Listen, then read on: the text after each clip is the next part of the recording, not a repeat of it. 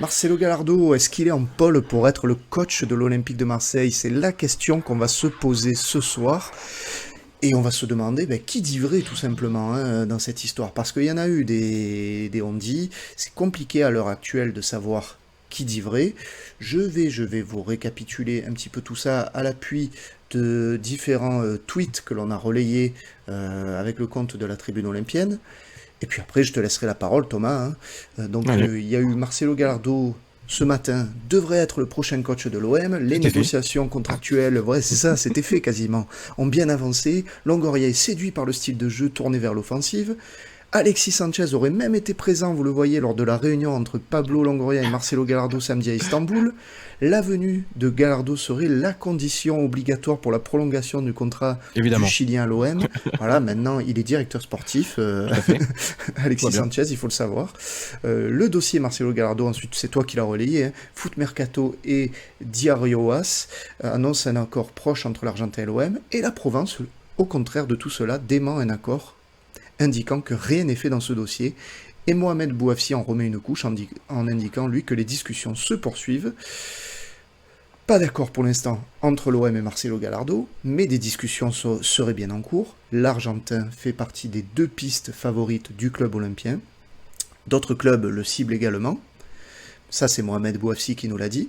Il a confirmé aussi qu'il n'était pas à la réunion qui, soi-disant, a eu lieu à Istanbul en parallèle de la finale de la Ligue des Champions, Pas de réunion. mais qu'il était tranquillement à Marseille au restaurant aux voûtes de la Major.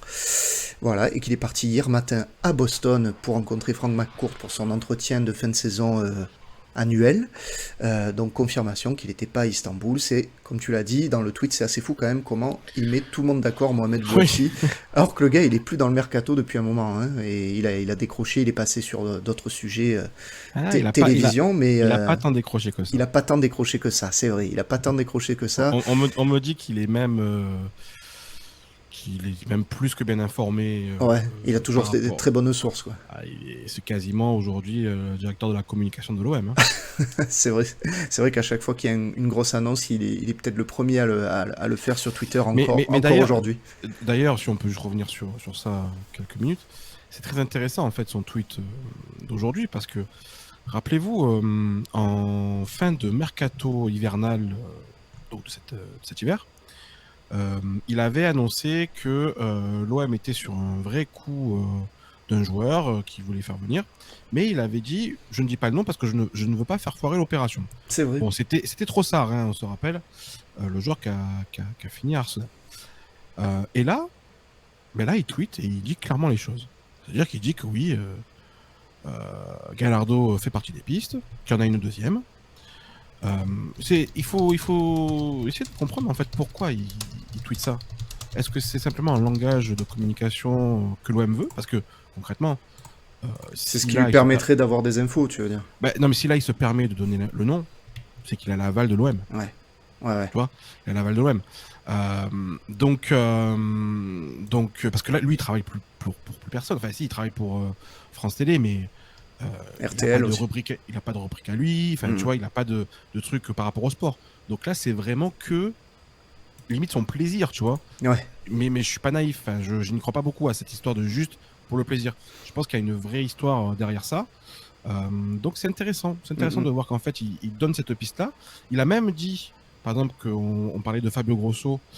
Lui, il a dit que c'était pas les pistes, il faisait pas partie des prix prioritaires.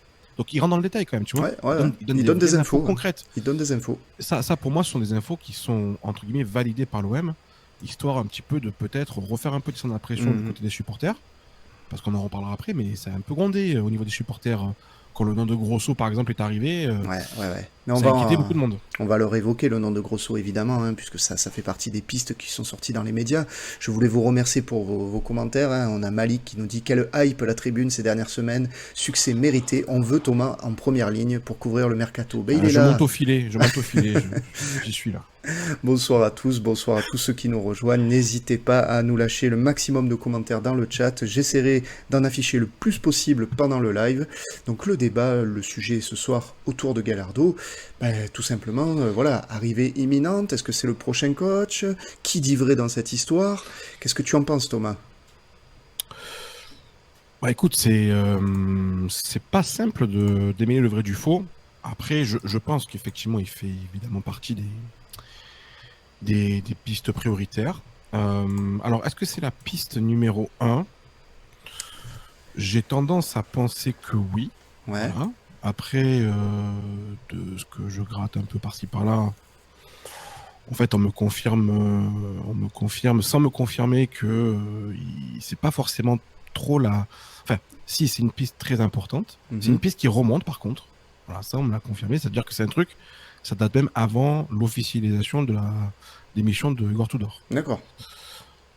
Donc ça, après, chacun pensera un petit peu par rapport à ça, de se Ouais. dire, voilà, Est-ce qu'ils n'ont refait pas le coup de Sampaoli l'an dernier, Longoria? voilà, chacun pensera un peu tout ça. Mais voilà, donc ça, c'est un premier point. Après, voilà, moi, j'ai demandé à plusieurs sources possibles que j'ai pour voir un peu qu'est-ce qu'il en est au niveau de Gallardo. Bon, entre les sources, elles sont pas forcément d'accord au niveau est-ce que c'est fait ou pas. Voilà. Un me dit que oui, l'autre me dit non, pas vraiment, etc. Par contre, ce qui est sûr, c'est que là où mes trois sources se mettent d'accord, sans le savoir d'ailleurs, c'est qu'en fait, en gros, le clan Gallardo est très, très, très, très, comment dire, demandeur. C'est-à-dire que ils vont pas venir sans garantie. D'accord. Euh, et la relation entre Longoria et le clan Gallardo, on me dit, promet d'être explosif. Ah, C'est-à-dire que c'est ce qui d'ailleurs aujourd'hui, je pense, pose un petit problème à Longoria, c'est de se dire que Gallardo est quand même un entraîneur qui aime avoir vraiment son mot à dire sur la globalité de l'effectif, du mercato, et que Longoria, s'il prend Gallardo, il va se mettre dans une position où il sera obligé un petit peu de se mettre, pas en retrait du mercato, mais ne plus être autant ouais. décisionnaire à 100% avec Ribalta. Voilà. Et moi, en ça, c'est là où j'ai un doute par rapport à la piste Gallardo. Enfin, c'est pas que j'ai un doute par rapport à la piste Gallardo, parce que je sais qu'elle existe. Mais c'est juste que j'ai un doute par rapport au fait de se dire,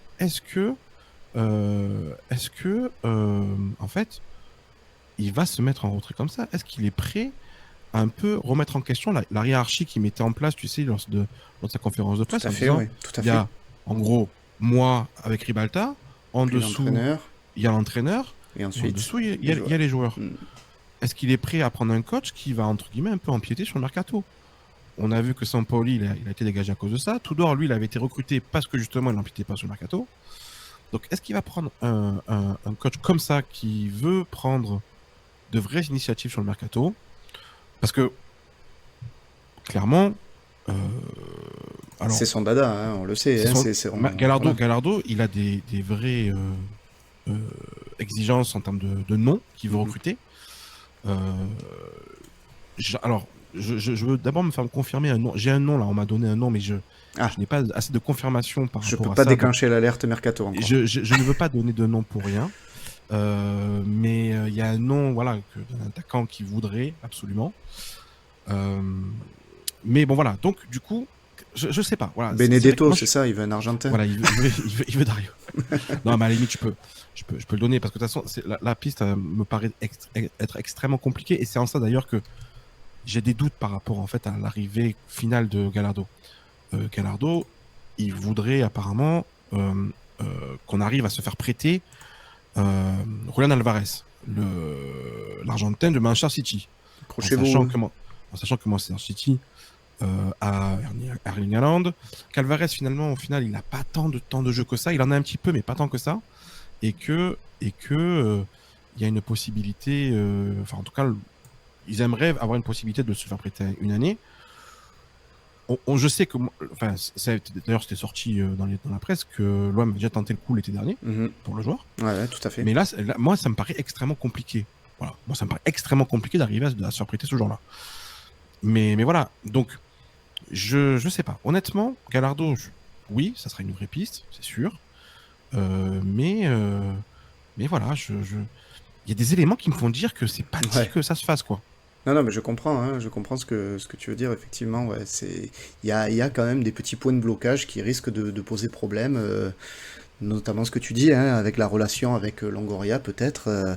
Ouais, c'est compliqué à l'heure actuelle de savoir qui dit vrai dans cette histoire, en tout cas au niveau des journalistes. Ce qui est certain, c'est que Gallardo, si je synthétise un peu, ça reste l'une des pistes prioritaires de l'Olympique de Marseille. Après, comme souvent, et comme on en a parlé lors de la dernière émission, Longoria et Ribalta, ils brouillent les pistes, hein, j'ai l'impression. Ils essaient peut-être de distiller un petit peu des infos contraires par-ci par-là. Et bon, je pense qu'il y a beaucoup aussi d'enflammades autour de cette histoire. La vérité, peut-être, c'est que les journalistes, ils n'ont pas grand-chose à se mettre sous la dent. Alors, la moindre histoire, le moindre frémissement, c'est repris par tout le monde. L'exemple typique, c'est cette fameuse histoire de la rencontre en Turquie, là. Ça devient presque ridicule parce que tout le monde a relayé cette info alors qu'elle était fausse, quoi. Et c'est un peu dommage d'en arriver là. Bon, en tout cas, pour le profit de Gallardo, je tenais à te dire quelque chose, Thomas, et à vous aussi, à vous. C'est que j'ai étudié un peu plus en détail le cas de Gallardo. J'ai été très réservé sur Gallardo pour synthétiser mon avis. J'étais très réservé parce que effectivement, pour moi, voilà, le championnat argentin, je préférerais qu'il ait une expérience européenne, une expérience en Ligue des Champions surtout en tant qu'entraîneur. Il a gagné des titres, ok. Je mets un peu un bémol sur les titres en Amérique du Sud, mais ça reste des titres, comme tu l'as dit, il n'y a pas de souci. Mais en fait, j'ai notamment trouvé un article de l'excellent site, je vais vous le montrer, Lucarno Posé, Oui. qui c'était le 18 janvier 2022, mais bon, je le cite parce qu'ils ont fait aussi un portrait de Gallardo dans la revue de l'Afterfoot qui est sortie le mois dernier, et ce portrait, il est super bien, mais celui-ci aussi, là, sur le site, et en fait, j'ai redécouvert un petit peu le personnage, l'entraîneur, et je me suis rendu compte que c'est quand même un entraîneur assez unique en son sens, on va dire. Ce qui m'a le plus frappé, et ce qu'on dit à un moment dans l'article, je vais descendre un peu rapidement parce qu'au départ il fait un peu le récap, voilà, moi c'est ça qui est important. Caméléon et sens du détail, il a dit. En fait, ce qui m'a impacté, c'est sa capacité d'adaptation face à l'adversaire. Défense à 3, à 4, ou même à 5, 4-4-2, 4-3-3, peu importe, il s'adapte, il varie sa tactique, en conservant toujours cette même idée d'attaquer quoi qu'il arrive. Et ça, j'avoue, ça me laisse pas insensible, ça me plaît beaucoup, parce que ça répond aussi à un blocage qu'on avait avec Tudor, qui était de, ok, on joue l'attaque, on essaie d'aborder ces rencontres comme il faut, mais on s'adapte pas à l'adversaire. On s'adapte très rarement, on n'a qu'un plan A. Alors que là, ce qui ressort, c'est qu'il a un plan B, voire C, voire D. Non, mais c'est vrai. Non, je lis le commentaire de Yacine qui est assez... Maintenant, dis-le que c'est un championnat de peintre, le championnat argentin. Mais bien sûr, Allez, bon. non mais ça bien sûr, c'est un championnat de peintre en bâtiment, on le sait, non, pas de peintre, les Argentins, j'avais pas dit que c'était des peintres, j'avais dit que c'était des bouchers, parce que oui. j'ai quelques tacles en souvenir qui, je pense, ont laissé des chevilles sur le côté du terrain, mais bon, bref, ça c'est autre chose, c'est une petite caricature pour s'amuser entre nous, mais voilà, cet article, si vous n'êtes pas allé le voir, franchement, il est super, je vous le conseille, donc voilà, sur Lucarno Posé, et très très bon article de Nicolas Cougeot qui a écrit aussi le portrait de Gallardo ce mois-ci dans la revue de l'Afterfoot. Donc voilà, je tenais à le dire quand même, que je mets un peu d'eau dans mon vin, je suis capable de réviser mes avis, il n'y a pas de souci. Et voilà, ça fait le lien aussi avec peut-être le deuxième sujet par rapport à l'entraîneur que l'on voulait évoquer, qui était, vous allez le voir tout de suite, Paulo Fonseca.